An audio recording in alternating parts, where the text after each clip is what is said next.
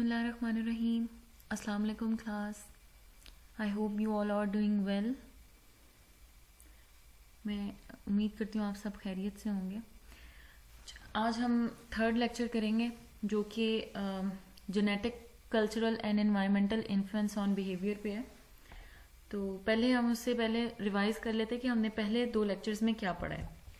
ठीक है, पहले दो लेक्चर्स में हमने सोशल बिहेवियर के बारे में पढ़ा था। ठीक हो गया। सोशल बिहेवियर के बाद हमने जो है पढ़ा था कि बिहेवियरल साइंसेस कैसे स्टडी की जाती हैं, किस किस फील्ड के थ्रू स्टडी किया जाता है उनको। फिर उसकी काइंड्स पढ़ी थी।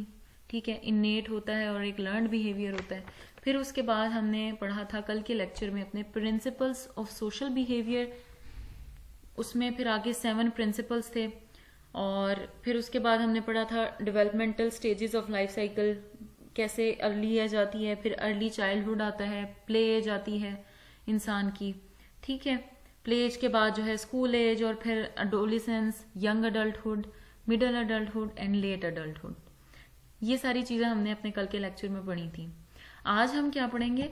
आज का टॉपिक है हमारा genetic cultural and environmental influence on behaviour. कि जो जीन्स होते हैं उसको जेनेटिक बोलते हैं, कल्चरल यानी कि जो रवायात हैं, एंड एनवायरमेंटल और माहौल का हमारे रवैयों पे क्या असर होता है। Let's start our today's lecture. Make sure कि आप अपना रजिस्टर जो है वो अलग से रखेंगे, और जो जो इसमें चीज़ें लिखी हुई हैं, वैसे तो नोट्स अवेलेबल होंगे आप लोगों के पास, तो लेकिन इसमें से भी आपने अंडरस्टैंड करना है चीज़ों को। The genes, environment and culture work together to shape behaviour of an individual.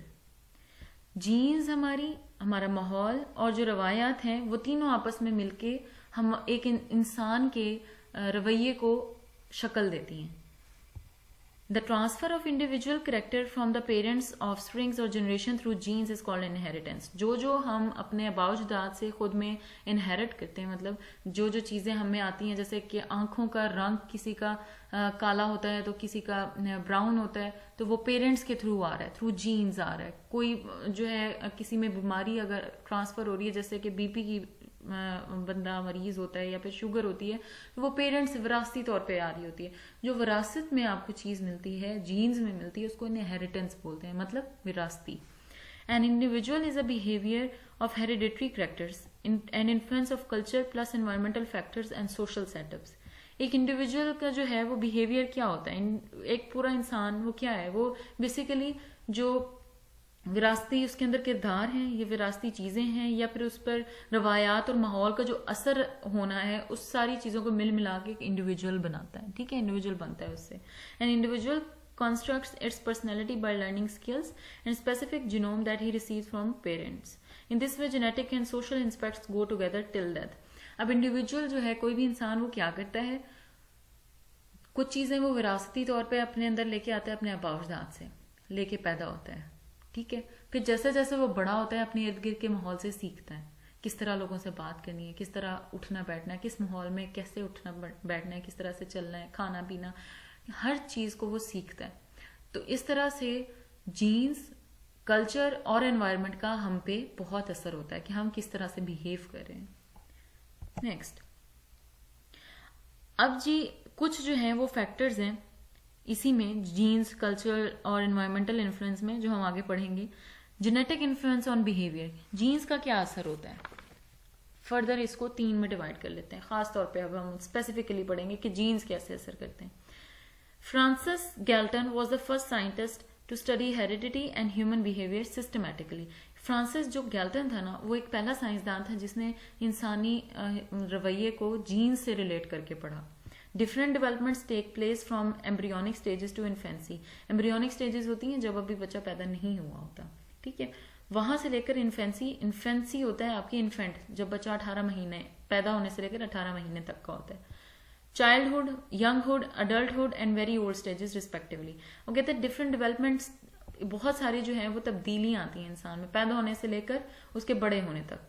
ठीक, फॉर एग्जाम्पल जेनेटिक डिजीजेस, उसमें जो विरासती तौर पे बीमारियां, शुगर हो गया, हाई ब्लड प्रेशर की बीमारी होगी, ये विरासती होती हैं। ये सारी चीज़ें, फिजियोलॉजिकल डिसऑर्डर्स हो गए, कोई बीमारी जो है ऐसी कि कोई अपाहिज है टांगों से, तो इस तरह की विरासत में भी चीजें मिलती हैं। Benefits and all other phenotypes, phenotypes बोलते हैं जो इंसान की अपीयरेंस, जैसा इंसान की शक्ल और सूरत होती है, पूरा जिस्म उसका दिखता है जैसा, उसको फिनोटाइप बोलते हैं। ये सारी चीजें जो है, ये तब्दीलियां उसके पैदा होने से लेकर बूढ़े होने तक उसमें आती रहती हैं ड्यू टू जेनेटिक इन्फ्लुएंस, उसके जीन्स की वजह से। Evolutionary history of genetics has a big impact on behaviour. जो हमने अब तक हिस्ट्री देखी है ना जेनेटिक्स की, शुरू से लेकर अब तक जो भी इवॉल्व हुई है, उसका बहुत ज्यादा असर है रवैये पे, इंसानी रवैये पे। Scientists are now able to introduce or eliminate specific genes resulting in different traits and behaviours. अब साइंटिस्ट जो है इस काबिल हो गए हैं कि जो जीन्स बीमारियां कॉज कर रही हैं उनको म्यूटेट करके कोई अच्छी डिजायर्ड जो है कि उसको इंसान को सेहतमंद कर दिया जाए, ऐसा जीन डाल दिया जाए, या फिर ऐसा जीन डाल दिया जाए इंसान के अंदर जो वो ख्वाहिश करता है कि मेरी आंखों का रंग ऐसा हो, या मैं ऐसा दिखूं, या मेरा रवैया ऐसा हो। ठीक हो गया। Next is gene therapy. अब ये होता किस तरह से है? द रिपेयर और रिप्लेसमेंट ऑफ अ जीन, कि एक बीमार जीन को या फिर उसको तब्दील करना या उसको ठीक करना, और the introduction of a working gene along with a faulty one could be use to alter the behaviour. ये सारी चीजें जो इंसानी रवैया को तब्दील करने में हेल्प आउट करती हैं। मतलब अगर उसके अंदर कोई खराबी है तो वो कोई ऐसा जीन ले ले जिसकी वजह से वो खूबसूरत नजर आए, तो उसका रवैया जो है अच्छा हो जाएगा। अदरवाइज उसका रवैया बुरा रहेगा, वो लड़ेगा, झगड़ेगा, कॉम्प्लेक्स का शिकार रहेगा। दूसरा है environmental involvements, using social problems such as changes in diet, education और पेरेंटल केयर इम्प्रूव हिज और हर इंटेलिजेंस। ठीक है, कुछ ऐसी पॉलिसीज होती हैं समाजी जो हैं पॉलिसीज, जैसे कि आप अपनी खुराक में चेंज लाते हो, एजुकेशन अच्छी करते हो, पेरेंटल केयर जो है, इस तरह की चीजें आपकी इंटेलिजेंस को इम्प्रूव करती हैं। A person may have a genetic variant that is known to increase his और her risk for developing emphysema from smoking and environmental factor. अब देखिए आपके इर्द गिर्द जितना आपका माहौल कैसे असरअंदाज करे, घर में कोई भी एक बंदा सिगरेट पीता है ना, तो जो बाकी हैं वो किसी ना किसी तरह से खुद ब खुद शिकार हो रहे होते हैं। एम्फेजिमा बोलते हैं, मतलब एक सिगरेट तो पी रहे हैं लेकिन जो दूसरे उसके इर्द गिर्द के लोग हैं, घर वाले हैं, वो भी तो उस धुएं को इनहेल कर रहे हैं ना, तो उसका नुकसान बाकियों को भी हो रहा है। तो ये इन्वायरमेंटल फैक्टर है। If that person never smokes then emphysema not develop. Environment has great influence on behaviour. अगर वो नहीं करेगा, वही बंदा घर वाला जो है स्मोक करना छोड़ देगा, तो बाकियों पर भी असर नहीं होगा इस चीज का। एनवायरनमेंट का बहुत ज़्यादा बिहेवियर पे, रवैये पे गहरा इन्फ्लुएंस होता है।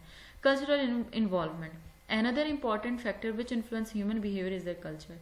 कल्चर क्या होती हैं? रवायात होती हैं। ठीक है, इंसान पे रवायात का बहुत गहरा असर होता है। Culture is man made environment. बेशक कल्चर जो है इंसान का खुद का बनाया हुआ माहौल है। It is not inherited biologically. ये बायोलॉजिकली इंसान की जीन्स में तो नहीं आता, लेकिन कल्चर जो है लर्न किया जाता है through contact with family, friends, classmates, teachers, significant persons and media. आप इन सारी चीजों से जो है कल्चर को अडॉप्ट करते हो। Using the medicine also alter the behaviour. आप दवाइयां कुछ ऐसी ले रहे हो, वो भी आपका रवैया तब्दील करते हैं। फॉर एग्जाम्पल, आप एंटी डिप्रेसेंट ड्रग्स लेते हो, ड्रग्स टू रिड्यूस एंग्जाइटी और एनहेंस मेमोरी और drugs which alter behaviour. Antidepressant होती हैं जो डिप्रेशन को जो है वो कम करती हैं। ठीक है, तो परेशानी को, या आप बहुत ज़्यादा बेचैन हो, उसके लिए आप जो दवाइयाँ ले रहे हो तो आप पुरसकून हो जाते हो। इस तरह आपका रवैया भी बदल जाता है। परेशान होते हो तो आप में गुस्सा भी होता है, लड़ाई झगड़ा भी होता है, परेशानी, रोना, उदासी, ये सारी चीज़ें डिप्रेशन में होती हैं। जब दवाई ले लोगे तो फिर वो आप पे असर ऐसा रखेंगे कि आप पॉजिटिव होना शुरू हो जाओगे, नॉर्मल होना शुरू हो जाओगे। ऑलराइट, फोर्थ पॉइंट इसमें, जो कि लास्ट पॉइंट है हमारे इस चैप्टर में, वो है mental health and mental illness. ठीक है, इसको हम आगे अभी पढ़ेंगे। पहले तो हमारा जानना जरूरी है कि मेंटल हेल्थ क्या है और उसको हम सोशल बिहेवियर में क्यों पढ़ रहे हैं। मेंटल हेल्थ होती है हमारी दिमागी सेहत किस लेवल पे है। ठीक है, इंसान क्या सोचता है, उसका पोटेंशियल कितना है, दूसरों से नॉर्मल जो स्ट्रेसेस ऑफ लाइफ है उनके साथ कैसे जो है वो लड़ झगड़ सकता है, can work productively and fruitfully, वो किस तरह से काम कर सकता है, किसी परेशानी में वो उस परेशानी को कैसे हैंडल करता है, उसकी मेंटल हेल्थ को इंडिकेट करती हैं। सोशल बिहेवियर में ये पढ़ना बहुत ज़रूरी है। क्यों? इंसान ने एक समाजी ज़िंदगी गुजारनी होती है, लोगों के साथ मिलजुल के रहना होता है। अकेला इंसान तो कोई भी नहीं रह सकता। जब सबके साथ रहेगा, उसकी मेंटल हेल्थ इस लेवल पे होगी कि वो लोगों की बातों को बर्दाश्त कर सके।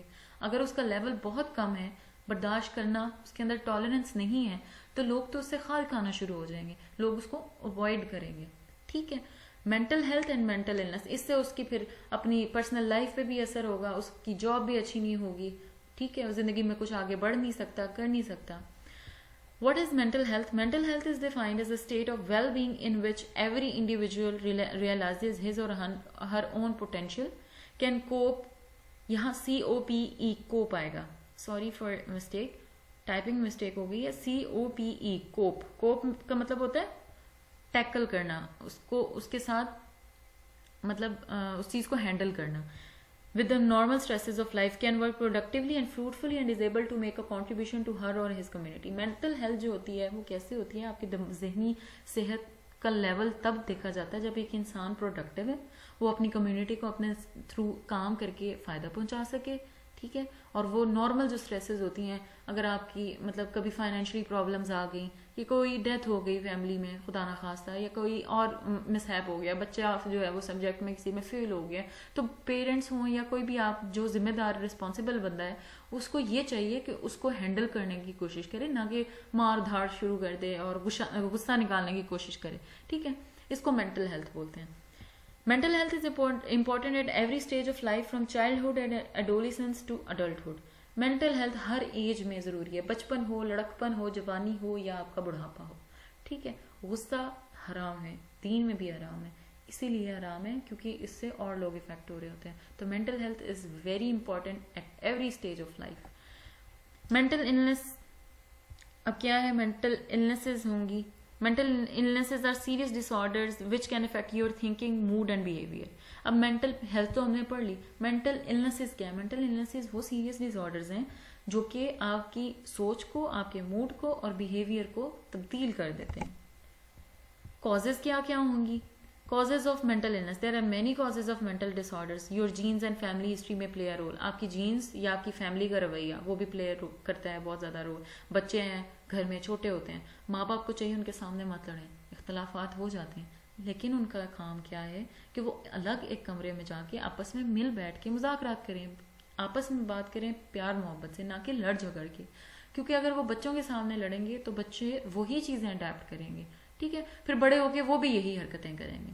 बच्चों को इन चीज़ों से दूर रखना चाहिए. इस तरह से जीन्स में अगर एक इंसान में बहुत ज़्यादा गुस्से वाली कैफियत है तो वो फिर उसके बच्चों में भी ट्रांसफ़र होती है. इस चीज़ को अवॉइड करना चाहिए. Your life experiences such as stress और हिस्ट्री ऑफ अब्यूज़ में ऑल्सो मैटर. आपकी लाइफ के एक्सपीरियंसेस, बाज़-औक़ात बचपन में कई बच्चे चाइल्ड अब्यूज़ से गुजरते हैं, ठीक है. कुछ लोगों के बहुत बुरे एक्सपीरियंसेस होते हैं, कुछ लोगों ने बहुत बुरा किया होता है, तो वो उनके जहन पे एक बहुत गहरा असर रखता है. इस तरह से भी मेंटल इलनेसेस आती हैं, ठीक है.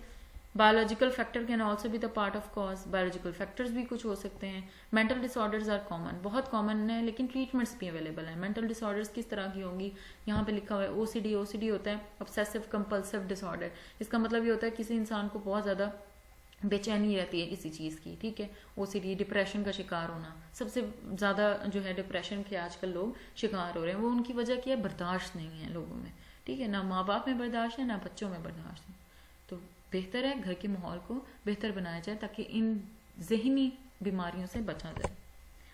Types of mental illnesses. अब there are many different conditions that are recognised as mental illnesses. बहुत सारी ऐसी हालतें या सूरतें हैं जिनको मेंटल इलनेसेस कहा जाता है. कॉमनली कौन सी हैं? Number 1, anxiety disorders. एंग्जाइटी कहते हैं वक्ती तौर पे जो परेशानी होती है और बहुत शदीद होती है. People with anxiety disorders respond to certain objects or situations with fear and worry. Anxiety disorders include generalized anxiety disorder, post-traumatic stress disorder, PTSD बोलते हैं, obsessive compulsive disorder, OCD, panic disorder, social anxiety disorder and specific phobias. अब इनमें क्या ये different types हैं. इनमें basically ये होता है इंसान को किसी चीज़ से डर होता है, किसी को फोबिया होता है, किसी को हाइट से बहुत फोबिया, तो हाइट पे जाते उसका सांस फूलना शुरू हो जाता है. किसी को किसी बंदे से बहुत ज़्यादा फोबिया होता है क्योंकि उसने पास्ट में उसके साथ बहुत बुरा किया होता है, ठीक है. किसी को एग्जामिनेशन में बैठ के बहुत ज़्यादा एंग्जाइटी शुरू हो जाती है. इस तरह के डिसऑर्डर्स के अपनी नर्व्स पे कंट्रोल ना रहना. Next is mood disorders. These disorders, also called affective disorders, involve persistently feelings of sadness or periods of feeling overly happy or fluctuations from extreme happiness to extreme sadness. The most common mood disorders are depression, mania and bipolar disorder. इसमें ये होता है बंदे में mood swings आते हैं, कभी बहुत ज़्यादा खुश होता है और अगले ही लम्हे बहुत ज़्यादा उदासी छा जाती है उस पर, ठीक है. ये उसके डिफरेंट पास्ट के एक्सपीरियंसेस होते हैं जिनकी वजह से उसकी हालत ऐसी हो जाती है। इसमें बाइपोलर सिंड्रोम भी बोलते हैं इसको, मतलब एक ही इंसान में दो तरह की शख्सियत का होना। डिप्रेशन भी होता है, मैनिया भी होता है, ठीक है। ये मूड डिसऑर्डर्स की टाइप्स हैं। Next is psychotic disorders. Psychotic disorders क्या होते हैं? इनमें अल्टर्ड अवेयरनेस एंड थिंकिंग होती है, ठीक है। साइकोलॉजिकल हमने पढ़ा था माइंड से रिलेटेड है, तो मतलब आप एकदम जो है थिंकिंग और अवेयरनेस के डिसऑर्डर में इन्वॉल्व होते हैं। Two of the most common जो सिम्टम्स है ना वो हेलुसिनेशंस हैं, डिलीजन्स हैं, which are fast beliefs that the ill person accepts as true. कोई बीमार पर्सन होता है ना, उसको हेलुसिनेशंस होती हैं, कोई भी चीज़ है वो उसके ऊपर बिलीव करना शुरू हो जाता है जो कि एग्जिस्ट ही नहीं करता। नहीं जी, ये तो होगा ही नहीं, बहुत नेगेटिविटी होती है। Schizophrenia is an example of psychotic disorder. Schizophrenia इस की एग्जाम्पल है जिसमें इंसान जो है बहुत ज्यादा अवेयरनेस और थिंकिंग, बहुत ज्यादा ओवर थिंकिंग करते हैं। नेक्स्ट है ईटिंग डिसऑर्डर्स। कुछ लोग परेशानी में बहुत ज्यादा खाना शुरू हो जाते हैं, कुछ लोग खुशी में बहुत ज्यादा खाना शुरू हो जाते हैं। ये भी ईटिंग डिसऑर्डर है जब इंसान के अंदर टॉलरेंस नहीं रहती। Eating disorders involve extreme emotions, attitudes and behaviours involving weight and food. उनमें वजन बढ़ता है, ठीक है, खाना की तरफ बहुत ज्यादा माइल हो जाते हैं। Anorexia nervosa, bulimia nervosa and binge eating disorder are the most common eating disorders. इन सब में इंसान बहुत ज्यादा खाना शुरू हो जाता है, या बिल्कुल छोड़ देता है या बिल्कुल खाना शुरू हो जाता है। Impulse control and addiction disorders, ये क्या चीजें हैं? Impulse control and addiction disorders. People with impulse control disorders are unable to resist urge और wish and to perform acts that could be harmful to themselves और others. कुछ लोग ऐसे होते हैं जिनमें ना इम्पल्स कंट्रोल डिसऑर्डर्स, मतलब अपनी इम्पल्शंस जो होती हैं ना उनको ये कंट्रोल नहीं कर पाते, ठीक है। उनके अंदर जो चीज़ें उभर रही होती हैं उनको कंट्रोल नहीं कर पाते और ऐसे काम अंजाम दे देते हैं कि दूसरों को भी नुकसान हो और उनको खुद को भी नुकसान हो, ठीक है। कुछ लोगों को खराफाती करने का बहुत शौक होता है, कुछ लोग सुसाइडल अटेम्प्ट्स करने की तरफ चले जाते हैं कि ये हम करके देखते हैं इससे क्या होगा, ठीक है। इस चीज़ को इम्पल्स कंट्रोल डिसऑर्डर बोलते हैं। अल्कोहल एंड ड्रग्स, इसकी एग्जाम्पल है pyromania, kleptomania and compulsive gambling are examples of impulse control disorders, ठीक हो गया। नेक्स्ट है alcohol and drugs are common objects of addictions. कुछ लोग शराब और ड्रग्स के आदी होते हैं, ठीक है। Often people with these disorders become so involved with the objects of their addiction that they begin to ignore responsibilities and relationships. लोग इन चीज़ों में इतने इंडल्ज हो जाते हैं कि उनको अपने इर्द गिर्द के लोगों का बिल्कुल ख्याल नहीं होता, ना उन्हें एहसास होता है अपनी जिंदगियों का, ना उन्हें एहसास होता है अपने से जुड़े हुए दूसरे लोगों की जिंदगियों का। सबसे जो बुरी एक चीज है वो है किसी भी चीज नशे का आती होना। इंसान की दिमाग की हर एक हिस्स को मार देती है ये चीज, अल्कोहल, किसी भी दवाई का नशा होना।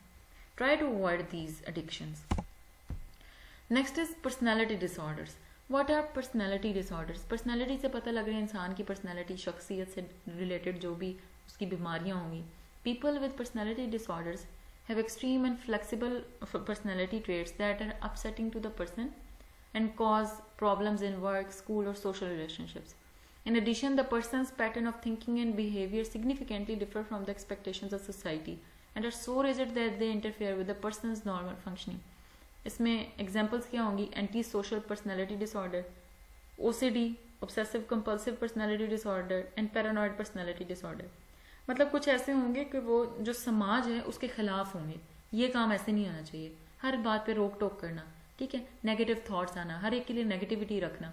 इस तरह से वो ना घर में काम कर सकता है, ना किसी स्कूल में काम कर सकता है, ना ही सोशल रिलेशनशिप्स रख सकता है। Alright, treatment. अब जी ट्रीटमेंट पे आ जाती है। हमने मेंटल हेल्थ पढ़ लिया, मेंटल इलनेसेस पढ़ ली, अब इसका ट्रीटमेंट भी तो होगा ना। जाहिर सी बात है, हर चीज़ जो बीमारी है उसका कहीं ना कहीं इलाज लाजमी होता है। Mental illness can be treated.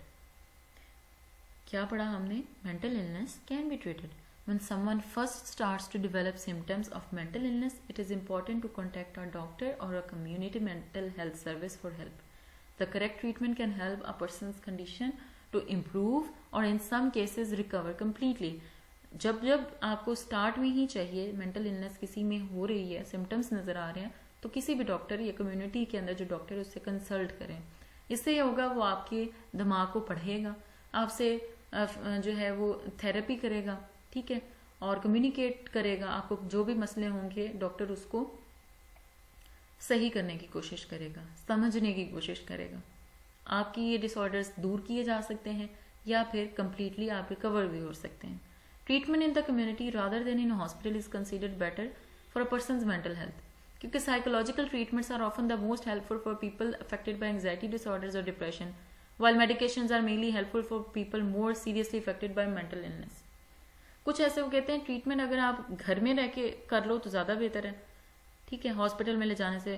क्योंकि अगर साइकोलॉजिकली एक जो डॉक्टर है ना वो आपकी दिमाग को पढ़ सकते हैं, अकेले में बैठ के आप उससे बातचीत करो, ना ही पेशेंट को कोई प्रॉब्लम होगी, ना ही वो बताने में झिझकेगा, हेजिटेट होगा, और ना ही जो है डॉक्टर जो है वो हिचकिचाहट में आएगा कि उससे सवाल कैसे करना है, ठीक है। जो बहुत ज़्यादा बीमार हैं साइकोलॉजिकली उनको आप जो है मेडिकेशन की तरफ फिर लेकर आए। Sometimes the symptoms can be so confusing for the person that they do not realize they are ill. कुछ लोग इतने कंफ्यूज होते हैं उनको यही नहीं पता होता वो बीमार भी हैं। इन दिस केस फैमिली और friends can visit the doctor to discuss what can be done. फिर इस केस में फैमिली और दोस्तों को चाहिए कि वो डॉक्टर को विजिट करें कि what should be done in this case. Initial assessment and treatment. सबसे पहले ट्रीटमेंट में क्या होता है, इनिशियल असेसमेंट की जाती है। Doctor will make a diagnosis. Doctor सबसे पहले तशखीस करेगा इंसान को है क्या, based on the particular pattern of symptoms the person has. कुछ पर्टिकुलर पैटर्न्स होते हैं एक इंसान के, उनको जज करेगा। फॉर एग्जाम्पल फॉलोइंग सिम्टम्स में indicate that the person has depression. Number 1, क्या वो लंबे अरसे से फीलिंग डाउन फील तो नहीं कर रहा, मतलब उदास तो नहीं है, किसी बात पे परेशान तो नहीं है। नंबर 2, नॉट स्लीपिंग, क्या उसकी नींद पूरी हो रही है, क्योंकि नींद का पूरा ना होना भी इंसान की जिस्म पे बहुत बुरा असर रखता है, डिप्रेशन की तरफ ले जाता है। Number 3, being unstable to concentrate. इंसान जो है अगर डिप्रेशन में है तो वो किसी भी चीज़ पे फोकस नहीं कर पाता, ठीक है। ये 3 फैक्टर्स होंगे, इंडिकेटर्स होंगे जो इनिशियली असेस करेंगे, ठीक है, कि इंसान डिप्रेशन में है या नहीं है। Last but not the least, the doctor will then decide on the best treatment for the symptoms and their underlying causes. In 3 assessment पे डॉक्टर जो डिसाइड करेगा कि सिम्टम्स क्या हैं, इसके लिए ट्रीटमेंट क्या होगा और इसकी वजूहात क्या हैं। Okay guys, this was all about for today's lecture. I hope you will enjoy this lecture. Very interesting subject it is. ठीक है, बहुत मज़े का सब्जेक्ट है। अगर आप इसको अंडरस्टैंड करेंगे अच्छे से तो समझ भी आएगा। काइंडली जो पढ़ाऊँ उसको साथ साथ रिवाइज करते जाएं, अपने बुक से याद करते जाएं, आपका ही भला है। पढ़ेंगे तो ही आगे बढ़ेंगे। Thank you. अल्लाह हाफिज़।